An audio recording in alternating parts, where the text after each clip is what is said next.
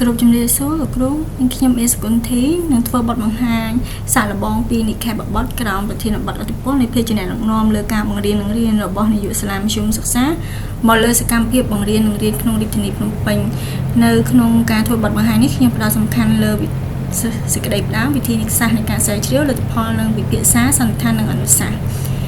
នៅពេលដែលកលេចមើលមកចក្ខុវិស័យរបស់ប្រទេសដើម្បីត្រៀមខ្លួនខ្លាចទៅជាប្រទេសដែលមានចំនួនខ្ពស់នៅឆ្នាំ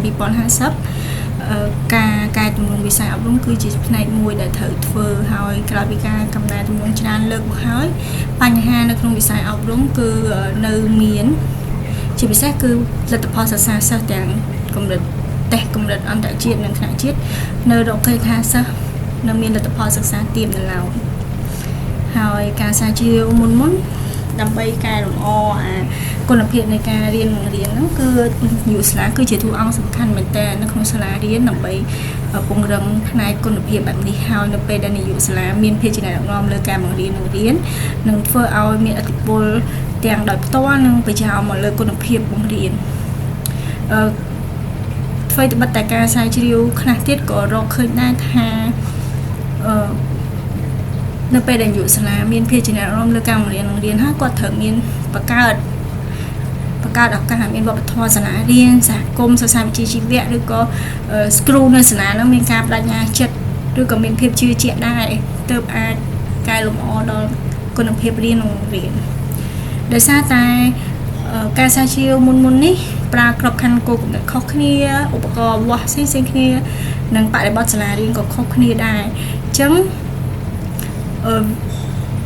លទ្ធផលនៃការស្រាវជ្រាវមិនទាន់មានភាពឯកភាពគ្នាទេហើយត្រឡប់មកនៅក្នុងការស្រាវជ្រាវនៅប្រទេសយើងក៏ដូចគ្នាមានថាការស្រាវជ្រាវមុនភាគច្រើនផ្ដោតទៅលើឥទ្ធិពលនៃភាគចំណែកដឹកនាំលើការរៀននិងបង្រៀនមកលើតែភាពជឿជាក់របស់គ្រូទេ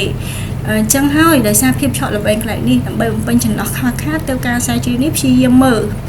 ឥទ្ធិពលនៃភាគចំណែកដឹកនាំលើការបង្រៀននិងរៀនរបស់យុវសាលាហ្នឹងមកលើសកម្មភាពបរិញ្ញាបត្ររបស់គ្រូហើយនឹងមួយទៀតគឺមើលលើភាពចំណែកដឹកនាំរបស់យុវសាលាលើការបង្រៀននិងរៀនហ្នឹងមកលើសកម្មភាពបរិញ្ញាបត្រប៉ុន្តែតាមរយៈសហគមន៍សិក្សាវិជ្ជាជីវៈចានេះជាគោលបំណងនិងសំណួរស្រាវជ្រាវអញ្ចឹងសង្ខេបយ៉ាងខ្លីពីក្របខ័ណ្ឌនៃការស្រាវជ្រាវនេះគឺដោយដែលខ្ញុំបានបញ្ជាក់មុនហ្នឹងអញ្ចឹងគឺពិនិត្យមើលឥទ្ធិពលនៃភាគចំណែកដឹកនាំលើការបង្រៀននិងរៀនរបស់យុវមកលើសកម្មភាពរៀនបង្រៀននិងបញ្យល់ថាហេតុអីបញ្យល់មូលហេតុនៅពីក្រោយតំណែងនេះក៏ដូចគ្នាគោលបំណងទី2នៃការស្រាវជ្រាវនេះពិនិត្យមើលឥទ្ធិពលនៃភាគចំណែកដឹកនាំលើការបង្រៀននិងរៀនមកលើការអនុវត្តសកម្មភាពបរិញ្ញាតែតាមរយៈតួអង្គចម្លងគឺសហគមន៍សិក្សាវិជ្ជាជីវៈគ្រូបរិញ្ញាហើយនឹងបញ្យល់រកតំណែងនេះចឹងនេះគឺជា operational line definition នៅក្នុងការស្រាវជ្រាវនេះហើយការស្រាវជ្រាវគឺភ្ជាប់ទាំងស្ថិតិភ្ជាប់ទាំងការបញ្យល់ហើយផ្ដោតតែលើក្រុមមធ្យមសិក្សាចំណេះទូទៅក្នុងរាជធានីភ្នំពេញឆ្នាំសិក្សា2024និង25ដើម្បីឆ្លើយតបនឹងសំណួរស្រាវជ្រាវទាំងពីរខាងលើមិញហ្នឹងការសិក្សាស្រាវជ្រាវនេះប្រើវិធីសាស្ត្រសិក្សាស្រាវជ្រាវចម្រុះដែលប្រើតាមបែបទម្រង់ the explanatory sequential design មានន័យថាការស្រាវជ្រាវប្រភេទនេះគឺជាការស្រាវជ្រាវដែលមានពីរដំណាក់កាលដែលដំណាក់កាលទី1គឺធ្វើបែបគុណបរិមាណវិស័យមុននៅក្នុងដំណើរការនៃការធ្វើបែបបរិមាណវិស័យគឺប្រមូលទិន្នន័យភាគទិន្នន័យចប់សពគ្រប់ទើបអ្នកស្រាវជ្រាវនឹងធ្វើការស្រាវជ្រាវផ្ទៀងផ្ទាត់បន្ថែមតាមរយៈគុណវិស័យដើម្បីបញ្យល់បន្ថែមអំពីគោលគំនិតទស្សនៈឬក៏បទពិសោធន៍ហ្នឹងគឺប្រមូលទិន្នន័យភាគទិន្នន័យឲ្យចុងក្រោយគឺសំយោគលទ្ធផលចូលគ្នាចា៎ចឹងនៅក្នុងដំណាក់កាលទី1ដែលជាការសិក្សាបែបបរិមាណវិស័យក្នុងការស្រាវជ្រាវនេះប្រើតំណែងអថេ correlational design ដែលសំណាក់នោះគឺចំនួនសំណាក់គឺត្រូវបានគេអានដោយយកចំនួនសូចនាករនៅក្នុងកម្រងសំណួរទៅគុណនឹង5ហើយជាលទ្ធផលនៃការស្រាវជ្រាវទទួលបានសំណាក់229នាក់ហើយឧបករណ៍នៃការស្រាវជ្រាវត្រូវបាន adapt ចេញពី author ដើមហើយពិនិត្យគុណភាពទាំង pilot ទាំងពិនិត្យ reliability និង CFA ផងដែរក្រៅពីមានពិនិត្យគុណភាពសមស្របក្នុងបរិបទហើយទើបត្រូវបានវិភាគទិន្នន័យស្ថិតិពណ៌នាមពីសំណាក់និងធ្វើការបកស្រាយវិភាគតាមSAMដើម្បីបកស្រាយអំពីកម្រិតឥទ្ធិពល សម្រាប់ការស្រាវជ្រាវនៅដំណាក់កាលទី2មានថាបញ្ចប់ការស្រាវជ្រាវគុណវិស័យបរិមាណវិស័យចប់សពគ្រប់បកស្រាយលទ្ធផលបរិមាណវិស័យចប់សពគ្រប់ដំណាក់កាលទី2នោះគឺការស្រាវជ្រាវបែបគុណវិស័យគឺដើម្បីពន្យល់រកទំនាក់ទំនងហ្នឹងអញ្ចឹងក្នុងការស្រាវជ្រាវគុណវិស័យបានជ្រើសរើស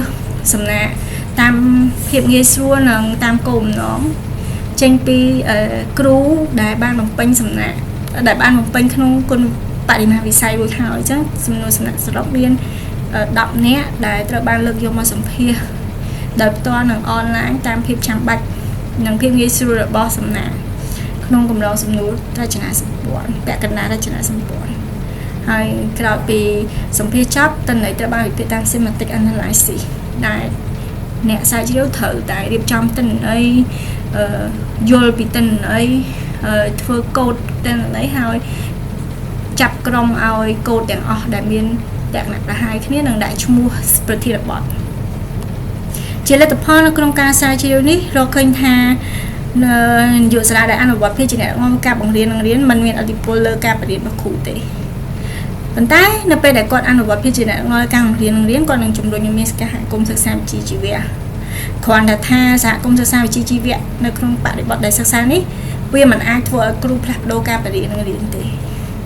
អញ្ចឹងត្រឡប់មកមើលលទ្ធផលនៃការស្រាវជ្រាវបែបគុណវិស័យតើបញ្យល់អ្វីខ្លះនៅពេលដែលធ្វើ semantic analysis រួចលទ្ធផលគុណវិស័យមានប្រធានបទសំខាន់ចំនួន5ទី1ភាគជាអ្នកដឹកនាំលើការបង្រៀននឹងរៀនដោយផ្ដោតលើកិច្ចការរដ្ឋបាលនៅក្នុងប្រធានបទសំខាន់នេះរកឃើញថានាយកសាលាបានអនុវត្តភាគជាអ្នកដឹកនាំលើការបង្រៀននឹងរៀនដោយផ្ដោតលើកិច្ចការរដ្ឋបាលច្រើនហើយរហូតដល់គ្រូភាគច្រើនគាត់បានលើកឡើងថានាយករបស់គាត់ភាគច្រើនប្រជុំដើម្បីប្រកាសឲ្យលោកគ្រូអ្នកគ្រូយកនៅកិច្ចការរដ្ឋបាលទាំងអស់ទៅចុះហត្ថលេខាចំណែកឯការតាមដាននិងត្រួតពិនិត្យការបរៀនរបស់គ្រូវិញភាគច្រើនគឺប្រកល់ទៅដល់ប្រធានក្រុមបច្ចេកទេសយុភាគច្រើនគឺមិនបានធ្វើដោយផ្ទាល់ទេភាគច្រើនគាត់ដើរកាត់ឬក៏មើលដែលវាអត់សូវទៀមប្រុងប្រយ័ត្នរបស់គ្រូទេចំណែកអាយុបលព័ត៌មានត្រឡប់ក៏អត់សូវមានច្រើនដែរភាគច្រើនគ្រាន់តែក្រើនរំលឹកលោកគ្រូអ្នកគ្រូនៅក្នុងអង្គប្រជុំឲ្យយកចិត្តទុកដាក់ការបរៀននិងអនុវត្តតាមជំហានទាំង5ចំណែកឯការដោះស្រាយបញ្ហាសិស្សក៏មានកម្រិតដែរដោយសារតែនាយកពិនិត្យលទ្ធផលសិក្សាផ្អែកទៅលើបន្ទុកហើយព្យាយាមដាក់វារបៀបវិរៈនៅក្នុងអង្គប្រជុំដែលមិនសូវជាផ្សារភ្ជាប់ជាមួយនឹងការដោះស្រាយបញ្ហាទេ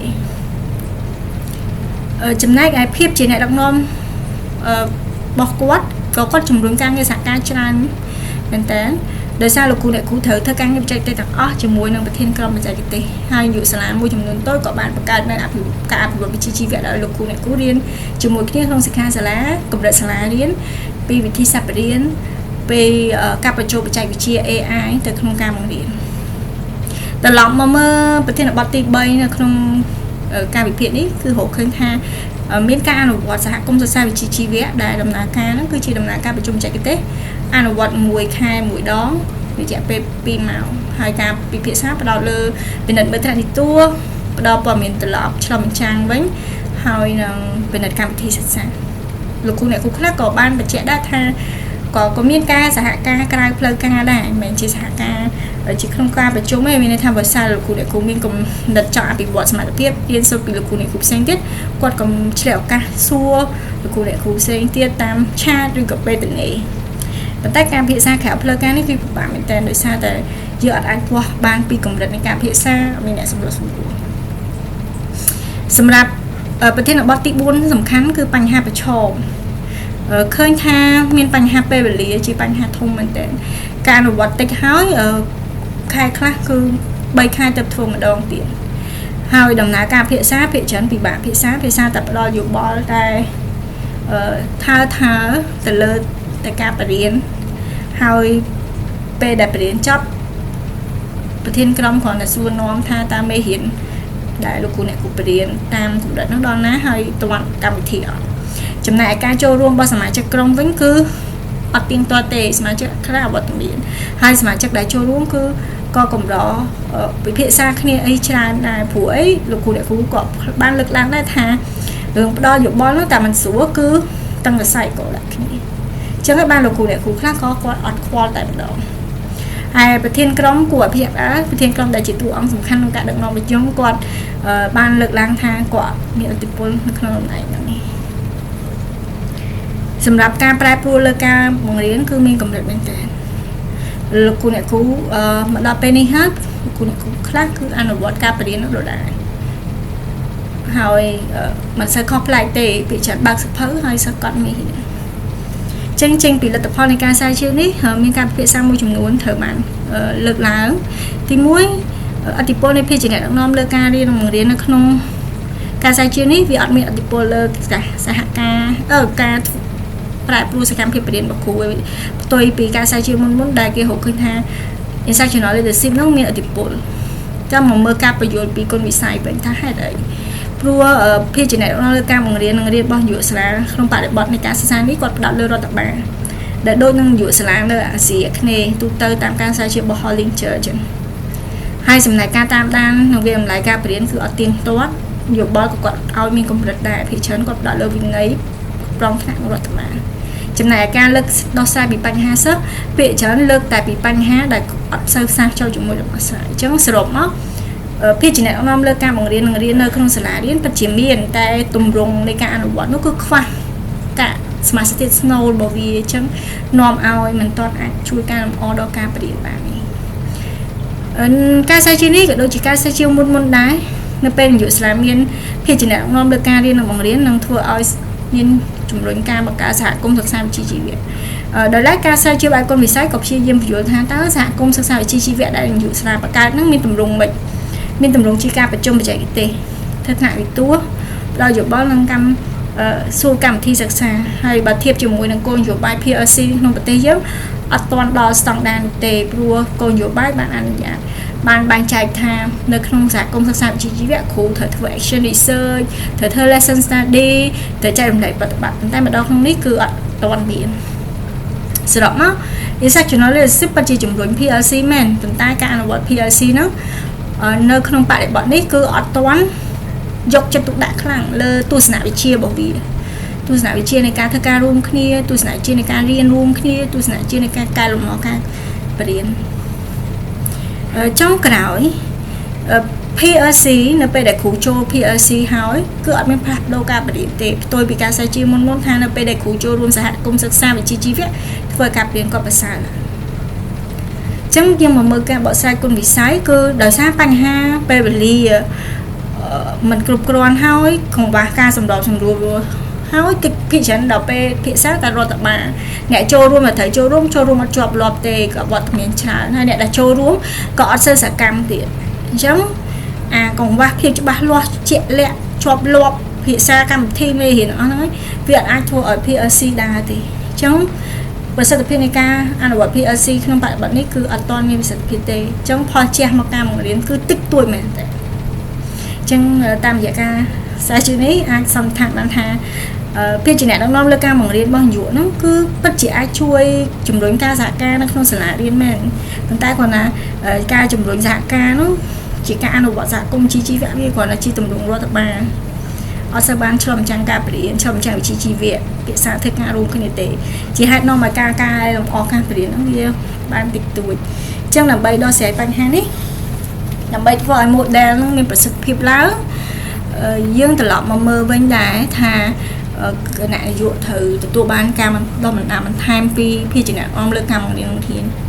ដោយការបណ្ដុះបណ្ដាលផ្ដោតលើការងារបច្ចេកទេសវាតម្លៃការបរិញ្ញាការសម្របសម្រួលកម្មវិធីនិងតាមដានលទ្ធផលសិក្សាសិស្សសារជាប់មួយនឹងដំណោះស្រាយដោយលៃយ៉ាងណាធ្វើឲ្យការបណ្ដុះបណ្ដាលហ្នឹងវាអត់ផ្ដោតលើរដ្ឋបាលពេក